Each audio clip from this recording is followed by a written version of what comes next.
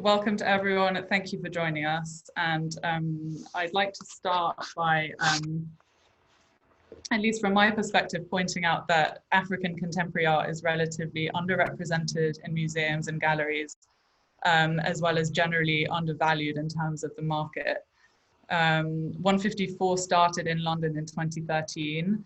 And I just wondered whether, in your perspective, how has this changed over the last few years, and how do you address this underrepresentation in the market and in museums? And I'd like to start with you, Ayo. 154 has definitely had an impact on the market generally. I mean, it's a fair, so you expect a fair to have an impact on the marketplace for contemporary African arts. It's, I guess, the most readily word to use is mainstream. It helps to bring things to the mainstream. I think this would just be the general collector base. I'm always one to mention that African art has always been collected on the continent of Africa itself, right? Yeah. 54, bringing it to London, New York, and later Marrakesh is basically just expanding the horizon when it comes to the collector base. It's also helped with institutional collecting. I've placed works in museums in the States, in Saudi Arabia, Belgium. A lot of these people, or the curators, conversations at 154, and led to further conversations that led to closing deals. So, in that regard, 154 has brought us to a broader international spectrum than, say, a small gallery like myself, or even a bigger gallery trying to do this, taking it to different places. There's not that sense of congregation that 154 allows. Yeah. And Yvette and Julia, you're obviously very involved in the curatorial side of 154, but also both working in Germany. How do you see this? Well, I mean, 2013 was also the year when we founded The End, basically. Mm-hmm. And I mean, I think with that platform, actually, we could really see the growing interest, because in the beginning, it was for us really thinking around, having some space where we can bring together all these debates and discourses happening in Africa and the diaspora, and it felt like it was kind of a niche. And we also always thought, okay, it's this kind of project, and who knows how long it's going to run, but this is what we feel we need to do right now. And then we could really see this really, not only the growing network of writers and people we're working with, but also, of course, with the readership and interest from institutions and so on, that would really grow over time. And that really led to what CN today is, which is being like literally being read and all over the place. And I think this really reflects also in a way how we're being approached, for example, from institutions or curators that say, look, I've, have an interest in doing this exhibition or that. And then, always kind of it's an issue in itself, because it can also be a bit brain drain, when they ask you for these 5 names that they can show in the institution. But just to say that you could see over the past 7 years that there's like this constant rising awareness, let's say from institutional side also, that they can't really ignore this anymore. So that includes buying, but it also includes like setting up, shows and programs, inviting curators. And I mean, we're far from where it could be, but it has been somehow a constant rise, maybe also in comparison to what had happened before in the early 2000s or 90s, where you had these kind of waves maybe, or moments where you felt like, oh, now it's picking up, or especially after Okuyendezo's documentary, for example. And you would see that in Europe, for example, in Germany, but also other European countries. But then also it would kind of slow down again. So it was like this trend or whatever that was picked up and then kind of really, stopped again. And so it feels like in the last couple of years, at least we can be optimistic that this is more than a wave, that it's somehow that picks up, which kind of really ties into what you, Ayo, were saying in terms of the market. Yeah, and looking at the fairs, for example, when we started talking to galleries on the continent, big galleries on the continent, many of them saying, we've been trying to apply to get into Frieze, etc., for a long time now, but have no chance to get in, And this is some years ago. Now, many of them have a fixed place because, finally the the big fairs, apart from 154, obviously, who understood the whole concept years before, but now Frieze, etc., slowly, following by thinking, okay, if we're not global, we kind of, have missed something. Yeah, this urge to become, a global fair, a global museum, etc. This is something which is very, very interesting for us to see from, not from a distance, but from our experience during the last years, that this urge to become global, to represent a global program is really there. So, yeah. And within that, I know there's also generally in the art world and the market, and historically generally a bit of an underrepresentation of female artists. And I know, Pulane, that's something that you're quite dedicated to in terms of collecting and promoting. Can you speak a bit more about how you do that? Okay, just in the context of my interest in the arts generally and how I came to be interested in and passionate about promoting the most underrepresented artists, which are African female artists. My interest in art, in fact, arose from the fact that I have always been interested in history, I've always been interested in politics, arts and culture. And so in 1994, when South Africa became a newly democratic dispensation, I started to think a little more about how our arts and our culture would be preserved. And this was particularly important in South Africa, given the fact that we came from such a violent and fractured history, where there were significant gaps in that art canon of history. So as far back as 2003, I developed an interest in trying to understand the other side of art. So in other words, African people, Black African people, had been prevented from access to art establishments, be they galleries, be they museums, and other art institutes. So we didn't have much of an understanding of one side of art history. And on the other hand, you had Black artists who were excluded from the arts as well, from the perspective that they weren't given support in developing their art practices. So it so happened that I one day decided to, out of curiosity, walk into a gallery called the Goodman Gallery in Rosebank, which was not too far from where my son went to nursery school, actually. And I struck up what became a lifelong relationship, not only with the gallery, but also with the owner of the gallery, one Linda Givon, who sadly passed away yesterday. And she took the time and interest in schooling me in the history of art and artists, significant artists through the apartheid era. So I had the benefit of this understanding and started buying art. And the art that I bought initially was art that interested me, that took my fancy, and as well as art that I was led to understand was important South African art.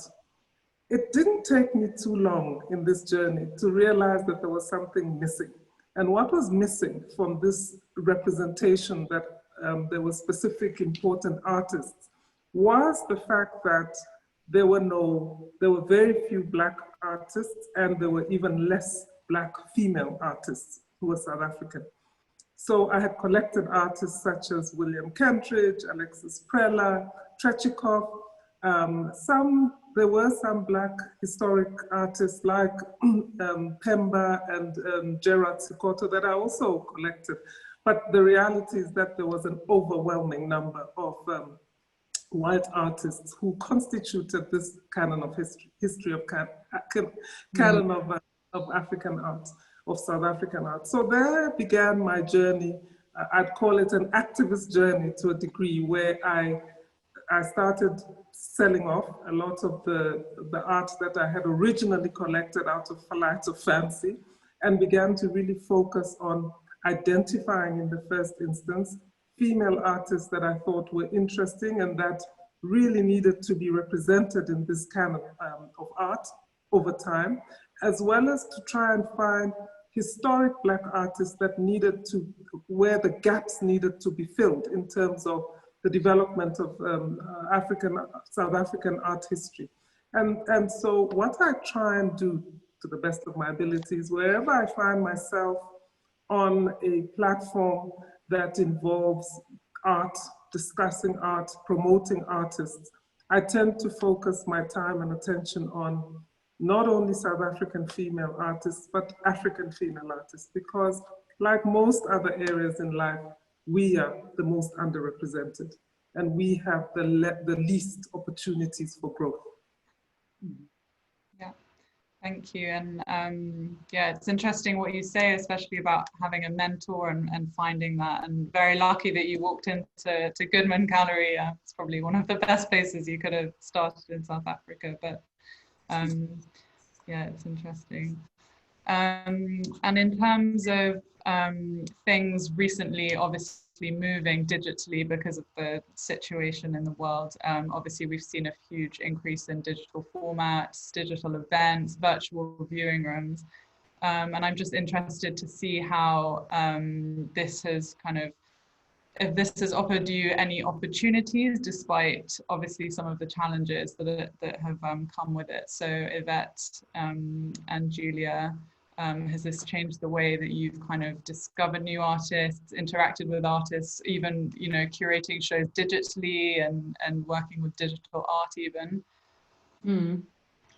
Yeah, it's funny in a way, our daily work didn't change too much, because obviously launched as a digital medium, digital platform, we always worked obviously, let's say in an online digital context, and communicated and kind of developed our, you know, global network, obviously through physical encounters, but as well a lot through digital encounters and, you know, connecting with people in Africa and the global diaspora digitally online. So this kind of Zoom meetings or Skype meetings and all of that kind of connection is something we've been doing for the last 7 years already. So this was not a big shock for us to go online. In the Zoom. Like, okay, you know, we talked to someone in Korea at 11 a.m. and then to someone in Kenya at 3 and to someone in New York at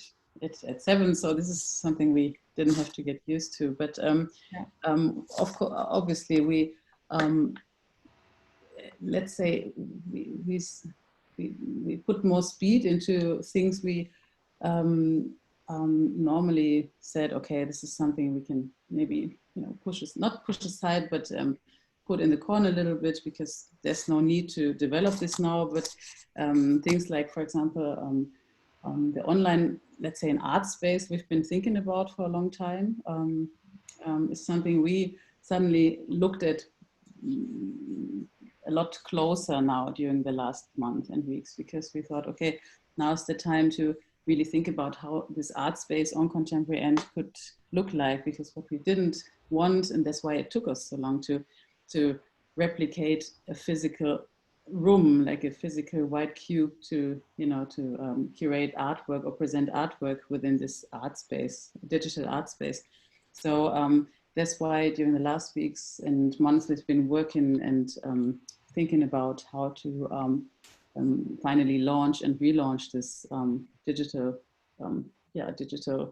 platform for artists, etc. And this is something you know, we've been doing, for the last weeks, and which we think is very important, because we can invite now different artists working in different forms and media, for example, of course, not only video, but sound as well, and digital or artists who work with a focus on the digital as well. And this is something, as you were asking, this is something obviously we've been doing a bit more, like focusing or doing research on artists focusing on working within the, you know, with digital tools or working within digital contexts. And this is something we find very interesting, because there are many artists in Africa and the global diaspora who focus on this kind of work, and which is very interesting for us as well. And Yeah, and at the same time, it's also was important to think around also what it means for those artistic practices that actually are not digital, because you also can't expect now, because in that we saw that also in the context of other projects or spaces, that they would suddenly, you know, we would hear from artists that they were asked, yeah, can you make it like that? Is this a video? Or then, you know, that we can put it online. So they suddenly were expected to produce art that comforts or fits into that digital format. And I think this is something really tricky that came with this moment, that also is difficult for artists that, you know, really work analog as painters or whatsoever, what that means, how they can actually translate their work into the digital space. And so I think this was also really relevant when we thought about this it's called CN commissions, this idea of somehow showcasing work, how we can also respect that beyond looking at artists that have been working digitally anyway, how we can also still, of course, include those that haven't, and how we can deal, or maybe also can support artists in a way, you know, how they can get through this and how they deal with that. So I think that was really important for us as well. Yeah, of course. And Ayo, that must be something that you've had to think about in terms of showing your artists' work, who are maybe painters or sculptors, to a collector who might not be able to see it in person, but also engaging with the artists that you represent, engaging with their work without actually having seen it in person. Is that something that you've had to work around a bit? I'm with Yvette in this one. I've had to do this for quite a while now. I think only about 20% of my artists actually live within Europe. So I have artists on the continent of Africa itself. I have some in the States. I've always had to, WhatsApp is my favorite medium. So I've always had to call them and spend long hours talking to them on the phone. And if I needed to see images of what they're working on, you know, it's a text away. Same with collectors. Predominantly, my collectors are on the African continent. So I've never been lazy enough to just put up a show at the gallery and expect people to come in from London and buy stuff. African diaspora is a huge space as well. So, you know, I'm Nigerian by descent. You've got Nigerians absolutely everywhere. And a lot of these guys are my collectors as well. So I've had to read them in multiple ways in the past. Zoom is new to me. So I don't think I've actually had a Zoom collector call just yet. No, actually I lied. I had a group of collectors from South Africa that actually asked for a Zoom call to discuss what I was showing them. That was completely new to me. So, you know, I'm still fucking around trying to find out that medium works best for me. But I'll take something else that was said by the ladies before, which is you cannot make artists change media because of times. I work a lot with 20th century art, which is, you know, some of those artists are in the 80s. Many of them are long gone. You know, it's a painting on canvas, it's a sculpture, that's what it is. So because the media doesn't fit, doesn't mean I'm not going to find a way around getting this to the collectors or re-engaging with the institutions. So we've got, I've done this for a while now, but the navigation continues. There are ways to reach people that I'm going to have to find a way, you know, digital or, and you know, I favor analog, sadly, so the digital thing is sometimes nothing beats nothing beats seeing someone or something in person. Pulane, have you collected anything recently that you've only seen digitally before making it? So I think that it's quite an interesting and complicated answer that I have. So in the first instance, I think the use of social media or digital options are extremely interesting insofar as having conversations with curators, with art fair directors, with gallery owners are concerned, insofar as being appraised of new artists who have come on board or artists who have produced new bodies of work. So I think that's interesting. What I find very challenging is buying new artists' work. So in other words, artists that are not already in my collection, based on what I've seen on paper or digitally. That I find impossible to do because one of the things that I think is extremely important for anybody who's collecting is to collect deep. And that means tracing the artist through their career and supporting them obviously by buying their work and developing a relationship with them. Developing a relationship from my perspective means spending time with them, visiting their galleries, talking to them every so often, inviting them to talks, etc. So building a one-on-one, warm-bodied relationship, so to speak. So I find that the last piece of art that I bought was by an artist called Tenji Nikiwenkosi, who's a young, dynamic South African artist, part of the Gymnasium series that is her most recent body of work. And there it was easy for me to buy that work because I already have an appreciation for that particular body of work. I'd seen it at the and so when she produced a smaller version or a continuation of that work, it was easy for me to make that decision.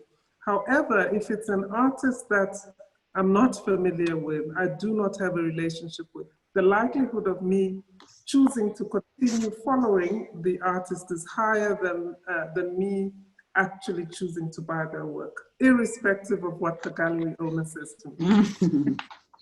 Yeah, no, that's interesting about how you talk about, you know, if you've seen something and you know the work, you know the artist, it's definitely a lot easier to understand something from an image. But also what you said about social media and following artists, which I actually wanted to ask, do you use social media to kind of follow artists, discover new artists, Yvette and Julia? Yeah, we certainly do. I mean, it's also comes somehow by nature because we have an Instagram account with The End, which is running by one of our colleagues, and which is kind of also curated in a way that he looks at specific positions that, you know, are interested and then are being presented. So in a way, Instagram becomes also even more and more an important presentation space for artists, you know, I mean, through their own channels, of course, but also through being featured on other Instagram channels. I mean, it's not just our channel, it's just an example, how that happens more and more, that people really use that also as references or reference points by being featured here or there and then tagged. And so I think it's really relevant and important. And I think we both also do that. Looking at the feed that comes through the followers that we have and then really see what they post or what kind of artists are following and so on. So I think it's become more and more important. Interestingly, at least from our perspective, also Instagram has become much more important than Facebook. I mean, which makes sense with art, I guess, because it's so visual.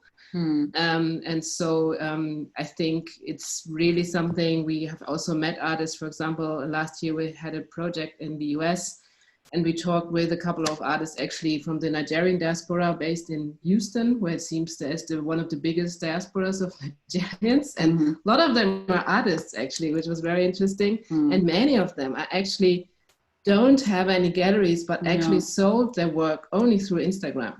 So basically really just using that as a platform, and it really worked for them in a way that it's a sustainable sort of business through Instagram. So it certainly is a very important aspect also in the frame of our work. Yeah, and for example, for our most recent print issue, focusing on coding and consciousness, or the conscious codes, we had a big feature on an artist, Natalie Paneng, who we discovered through Instagram, and a digital working artist who so far hasn't I think exhibited anything physically in a physical space, but has her way of representation and presentation on Instagram only, and is trying to kind of get out into the analog physical sphere now, and we kind of trying obviously to help her by featuring her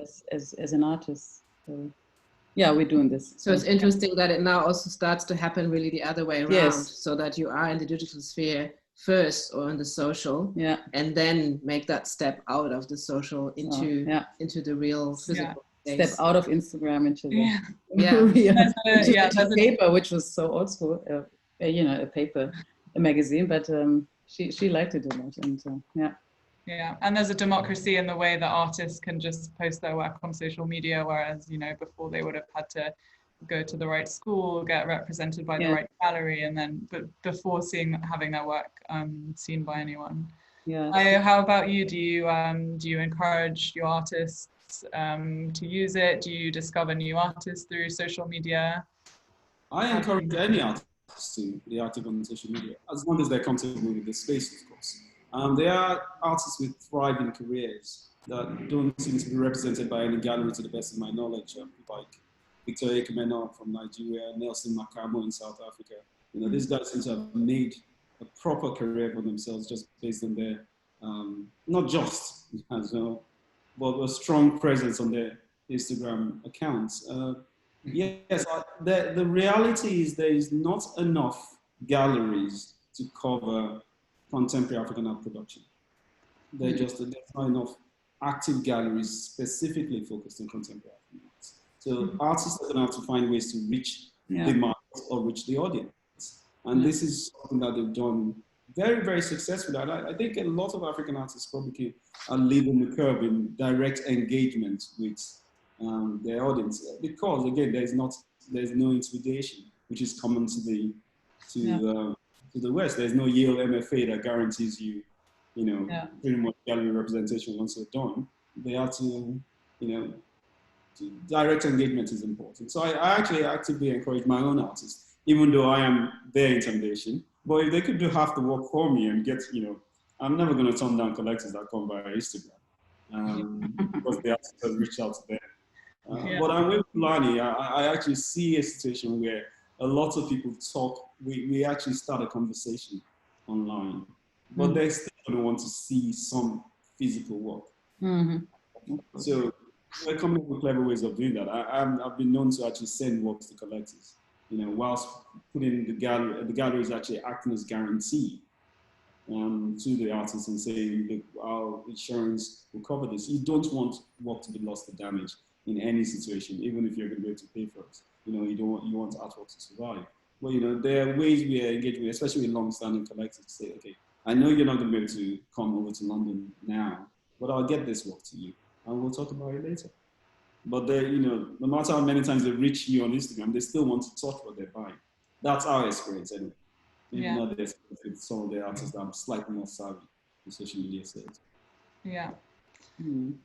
And is there a particular artist either in this year's fair or that you've seen recently in an exhibition or that you've seen in a museum that really stands out for you? And is there anything you're particularly excited about in this year's fair?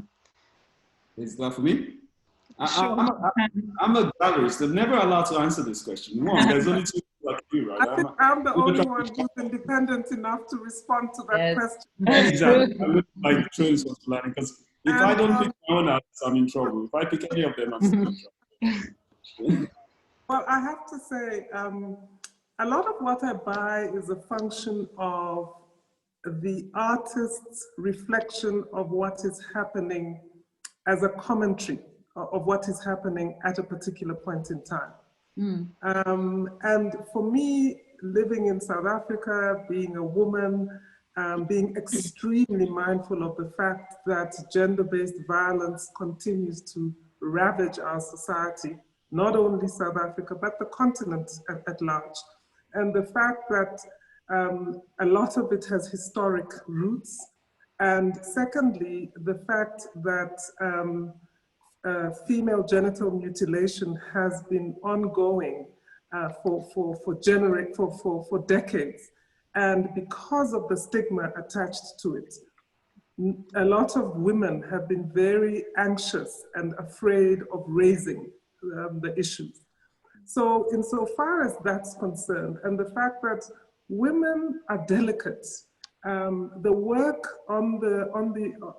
at the fair that has attracted my attention this time around, obviously there's a lot of work and I haven't been through all of the work that's online, is a work called Flowers by an artist called Owanto, who is Gabonese in origin.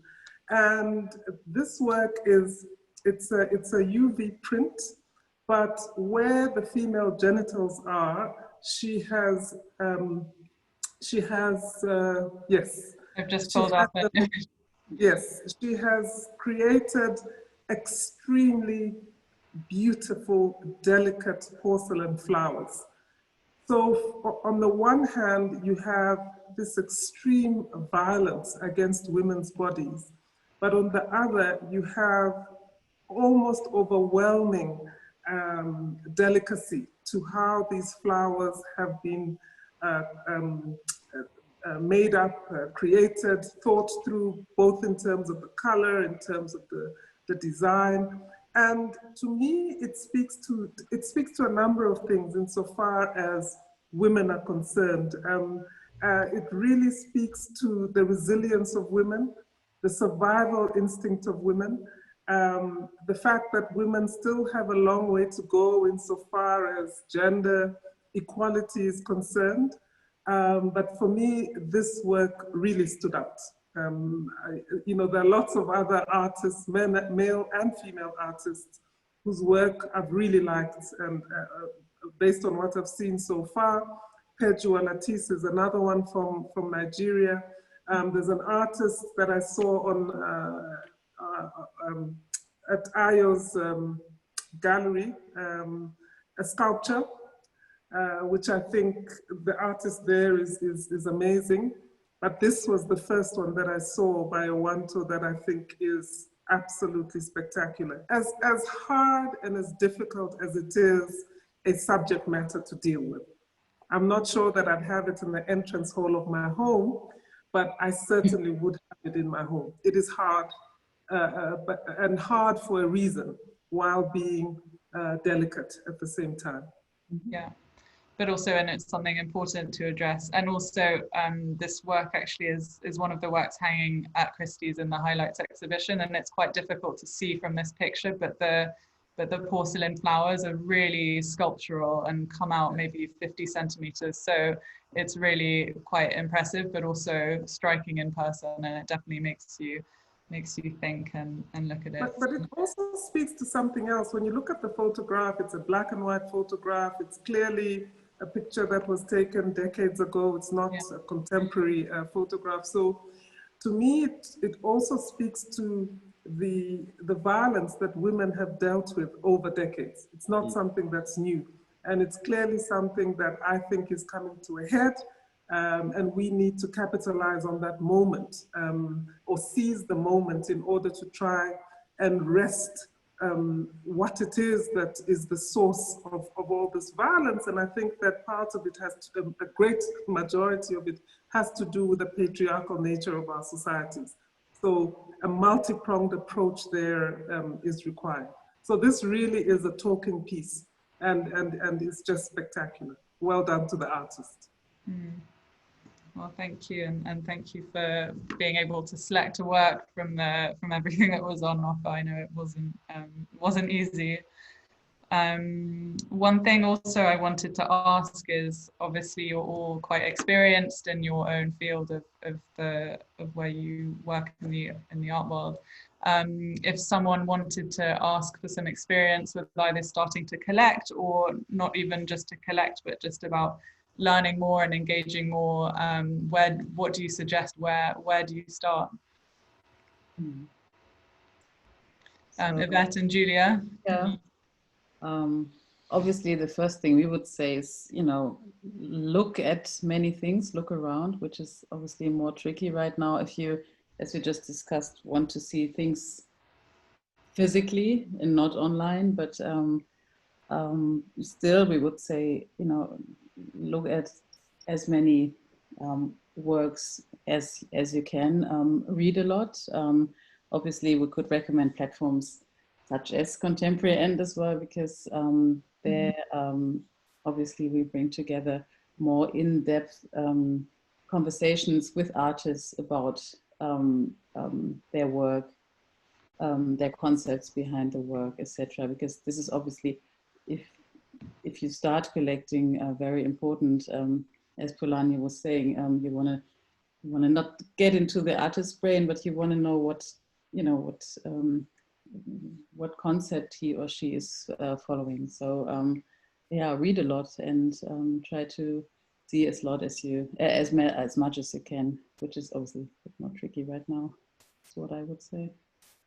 Yeah, I think so too. And I think especially this aspect of following artists or reading interviews with the artists is a good way, because it is also an accessible way in terms of language and so on. Because I mean, also with books, so there's a lot to read, but I guess to start, it's good to have these kind of texts that are less maybe academic or less theoretical, but just to get a sense of, you know, what the themes are that are really relevant to a certain generation of artists today.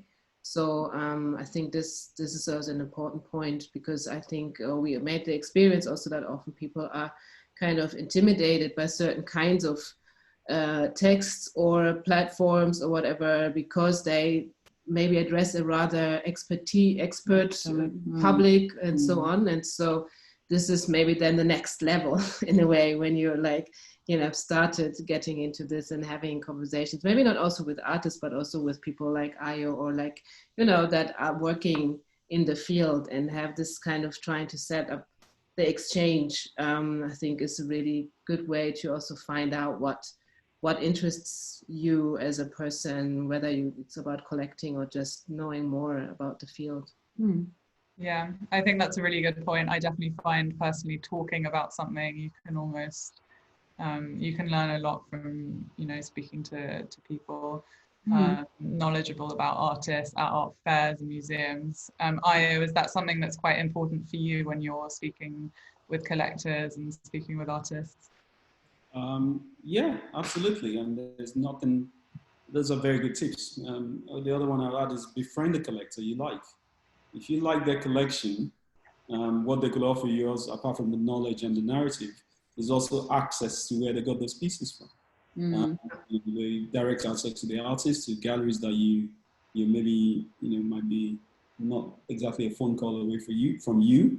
And listen to Pulane talk about Wanta's work, for example.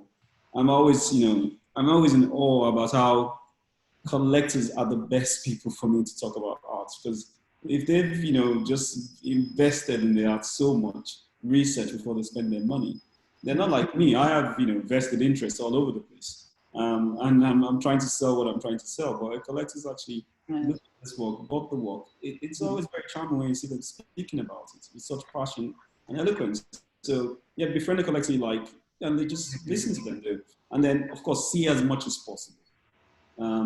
If you're not a reader, a deep reader like myself, then seeing is one way of shutting the curve.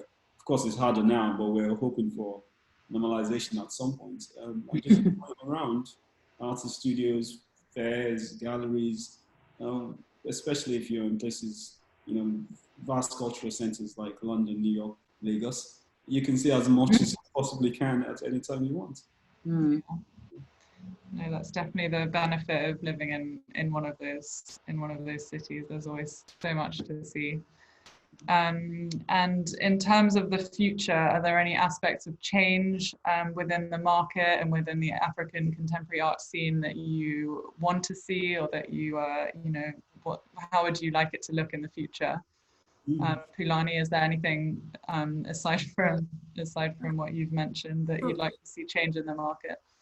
So if I can just comment on your previous question very briefly, I think both Yvette and Ayo made very important contributions insofar as what it is that new collectors or interested collectors, potential collectors should be looking for.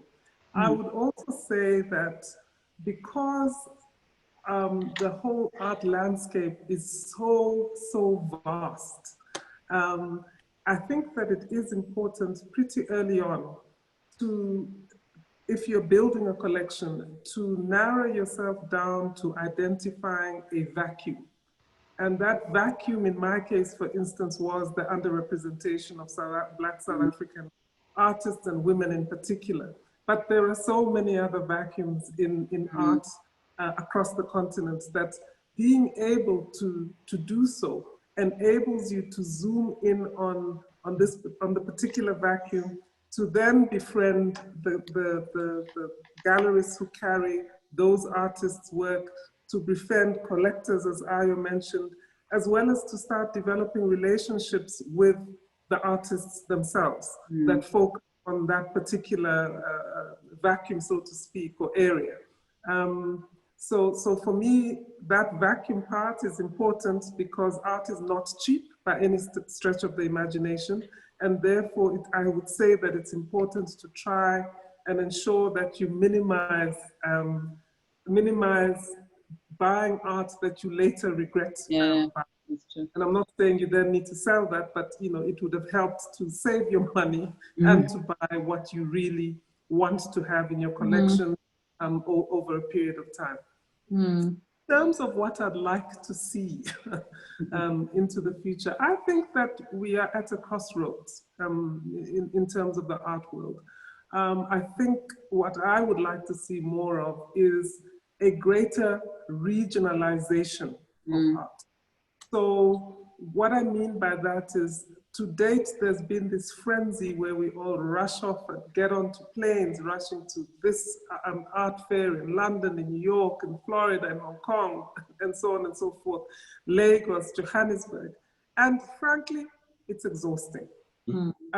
It's exhausting. It feels like a bit of a cattle market, frankly. Yes, you build new relationships each time you go, you meet familiar faces, but just in terms of the space to reflect and to think, and to really take in some of the work that is up on the walls, you don't have the opportunity to do sufficiently. Art fairs have been growing bigger and bigger and bigger over the years. That the last time I went to Basel, I had 5 days and I had to plan, and literally broke down that fair into bite-sized chunks. And at the end of the 5 days, I still felt that I hadn't missed everything. I missed so much. Yeah. And one day, on the third day, I was so exhausted that I chucked it all in, and I got into a taxi and went to the Baila Foundation, where I sat in the garden. I took a deep breath in. There was an exhibition by Alexander Calder, and I loved it. It was just quiet. There was a Monet, there was a big Monet on the wall. I sat, I looked at that, and there wasn't the noise and the clutter that you find that prevents you from actually taking in and enjoying what it is that an art fair should be. So I look forward to smaller fairs. I look forward to African art in particular being slightly enjoyed more on the continent, as opposed to it constantly being exported. Because what I fear will happen there is you will end up with African art being for a season, as opposed to being sustained over a period of time. So that's what I would like to see.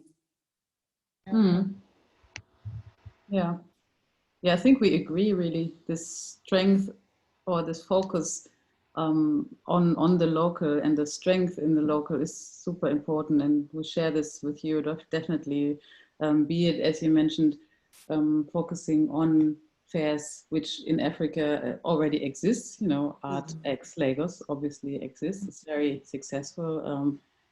Talking to or working with local Nigerian collectors who are there, obviously, and the market is there, so they don't need to fly to Hong Kong, etc., to see great art. So, and another thing, for example, what we have seen during the last 2-3 years is that more and more young artists, originally from African cities, are not dreaming of ending up in New York, etc., but going back to Accra or to Lagos, etc., in order to help building a cultural infrastructure there, starting their own residency programs there, etc. So really focusing on the strength of the local. This is something which we find super interesting and important as well. And yeah. But even in the local, just to give you an example, we have a fair called Art Joburg, which was by a young social entrepreneur, Mandla Sibeko. And he set up this new art fair, which launched last year. It is a much, much smaller fair than what was the case in terms of the Joburg Art Fair. So even then, you had much higher walls, you had far more space, you were able, a lot of the artists who had produced the art were there. The speakers program was far more substantial and had depth. So I would like to see that being where we go to in the future, rather than big is not always best. No, I agree. Yeah. Yeah, and it seems more realistic given the current situation and people traveling less. So in kind of the state of the world right now, it definitely seems like a way that it could go. How about you, Ayo? Is there something that you'd like to see change? Definitely, I agree with that. So, you know, empowering the smaller, more regional scenes, definitely. We're working towards that, for example, in Lagos, as a person, I'm actually working with a big institution that's about to launch, hopefully next year as well, that is focused on Yoruba art, for example. Now, this is looking from a tribal version of what's been described, and it's a beautiful space, and it's going to be a wonderful collection. But, you know, speaking just slightly broader, taking it back to the global space again in the context of African art, two things I'd like to see happen. The second part is slightly selfish, but the first part is broader, which is there is currently a gap in every single collection of African arts or African artistic production currently. You've got lots of museums that, you know, are populated with classical African art or the antiquities or, you know, just pre-colonial art, whatever it is. And then the contemporary scene is thriving, as we've all mentioned. There's, you know, thanks to the work like Cian has done and all the other people that are actually in Kajan that promotes the narrative of the contemporary. But there was post-independence art, when African countries actually became countries, when they actually let go of these colonial streams and made art in the 60s and the 70s. A lot of this art was actually shown globally. There are traveling exhibitions in the States, they were shown in London, the ICA, Camden Art Center, just from memory, at least 2 shows in the 60s. And these works are not in museum collections in any kind of place. So you go to these shows and, you know, you're shown a Yoruba sculpture, a Shonga figure, and then fast forward to 2013 with a young artist, and you never like Africa didn't exist in between. That gap is plugged completely. And then the second one is, if you're talking about the local as well, we need to see more engagement from UK institutions with African arts. You know, if I'm going to call them out, okay, I'll say, okay, the Tate has the African Acquisition Committee, and a few buying, but there are museums all over the UK. There are museums in, you know, Cirencester, there's Dorset. There are lots of museums in the UK. Where is the engagement? I'm not seeing that. This year alone, and it's not the best year, we've sold to, thankfully, we've placed works in museums in Saudi Arabia, Belgium, and the States. But I haven't got a call from a UK museum just to say, just let's show some pieces. So this is something else that I think, especially if I'm having to deal with a local, and I'm a London-based gallery, I need institutions based in the UK to engage with the London-based gallery. That's great, thank you. And we've got 5 minutes left, so I just wanted to open it up in case any of the attendees have any questions. And I've seen a couple come through already. So I'll start with this one, which is, what are the top publications on your essential reading list or podcasts about contemporary African art that you can recommend? Yvette and Julia, you look ready to answer.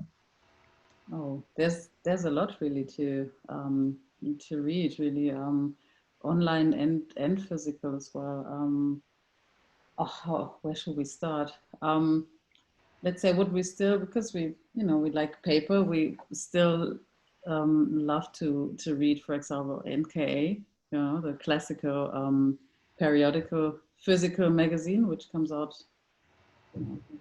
twice a year, really going deep into discourses and contexts, etc., around contemporary art from Africa and the diaspora.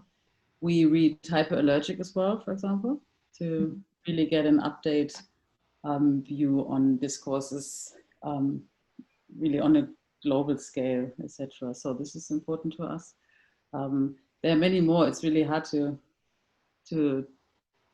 pick to pick a lot of them, but would be interesting what the other two are reading. I would say, in addition to the publications that you've mentioned, I would also mention Art Africa, which has a new editor, Azu, who was the director of the Zuidsmokka in Cape Town. Yeah, he's the editor, right now. Yeah, he's become the editor. Yes. News. In addition to that, just from a podcast perspective, I'd point out the fact that 154 has a podcast at the moment. And there's a special on which is called The Rise and Rise of Contemporary African Art. That should be interesting. I'm looking forward to listening to that. But as you said, there are loads of publications. One just needs to Google.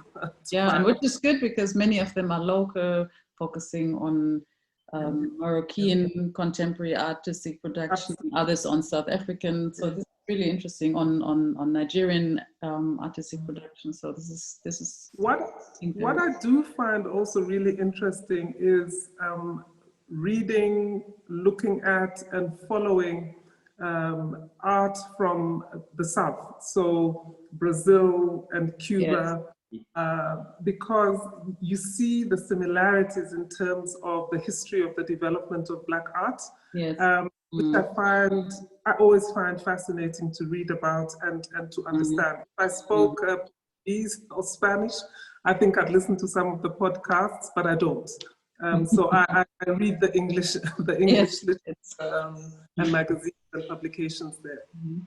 But from an historic context, they're hard to come by, but I think some libraries have digitalized them. If you could get your hands on the Black Orpheus magazines from the 60s, they speak to visual arts and literature, and they're wonderful.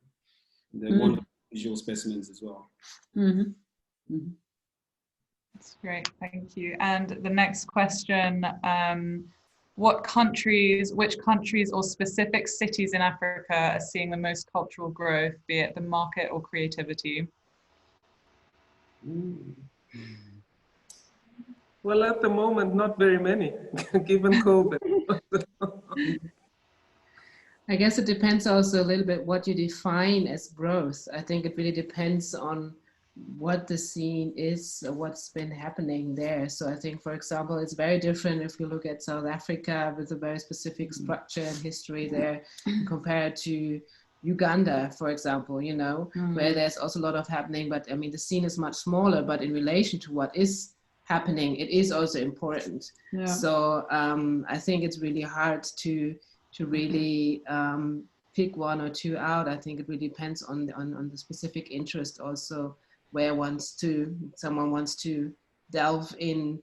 But I think generally that it is a lot of things are happening that are really important, which really, you know, connects to what was said before about Pulane and all of us, that there's so much locally happening that is really also interested in building those structures there, and is actually not looking towards Europe or the US, but basically doing their own thing. And I think this is maybe also a connection to that question of the future, really important, that this idea of a decentralization becomes a normal thing, that, you know, that there are not only these big centers like London, New York, Paris, or whatever, that define what the history is or the contemporary what's happening now is, but it's actually being also defined in lots of other spaces and contexts. And this happens in Accra as well as, you know, in Luanda, you know, or Kampala in Nairobi, or Nairobi. So there are many centers, as Yvette says, where a lot of very, very interesting things are happening right now. So, I think most cities across the continent are starting to see a real growth and interest in cultural capital, ultimately. I also like to always to say that Africa needs to be afforded its own degree of luxury of specialization a bit more. When people talk about Africa, there's no way you're going to have every city on the continent having the same amount of cultural influence or growth. You know? There's a reason why we don't have art bars in Wyoming, or, you know, or any of these, you know, freeze. You know, I can't really pick up a state to use as an example. So yes, there's some major cultural centers in Africa. Growth, though, is measured from how, you know, where you start from. And you guys have mentioned Accra is a fantastic example. But what about just the sheer artistic production in a small country like Benin? The volume of artists that churn out is a lot. Well, there will be some that do better than others, but let's allow ourselves the luxurious specialization once in a while.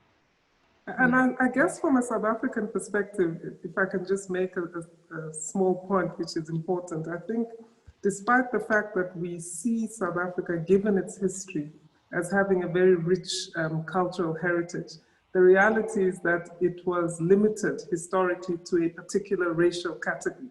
And I would say that we're seeing a monumental growth now with, I would say, the slow disintegration of the old with a new dynamic, young, dynamic and diverse creativity coming up, which is new. And for me, that's extremely exciting. It's not only in Cape Town, where everybody thinks that the arts are limited to Cape Town with the Cape Town Art Fair, but I would say that there's just as much of a growth in the Gauteng area, in Johannesburg and Pretoria. Of course. A number of art institutes, privately owned, have sprung up. And so one is beginning to see a proper engagement that is bringing to the fore and demystifying the arts for everybody, not just for the white population of old. Yeah.